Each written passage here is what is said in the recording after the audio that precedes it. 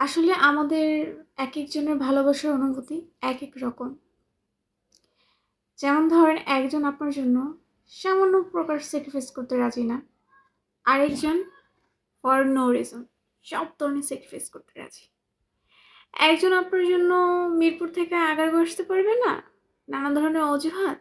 আরেকজন কোনো রকমের অজুহাত ছাড়াই গুলশান থেকে ঝড় বৃষ্টি সহ্য করে নারায়ণগঞ্জ চলে আসবে।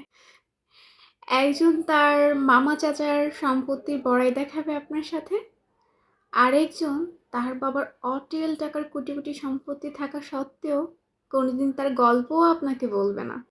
একজন আপনাকে ভেঙে খাবে, আরেকজন আপনাকে গড়তে সাহায্য করবে, আপনার এলোমেলো জীবনটাকে সাজিয়ে দিতে সাহায্য করবে।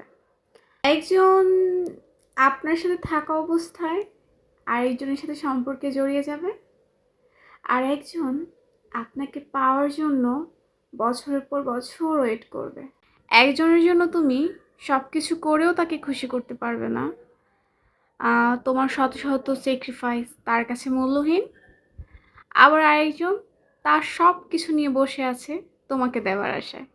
তোমাকে প্রতিষ্ঠিত করার জন্য সে তার আপ্রাণ চেষ্টা করে যাবে, শুধু তোমাকে একটু ভালো রাখার জন্য।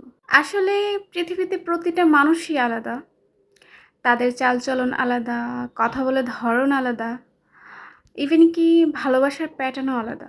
কেউ কেউ ভালোবাসার নামে আপনার সাথে অবিচার করবে, আবার কেউ হাজার মাইল দূর থেকে আপনাকে ছায়া দিয়ে যাবে।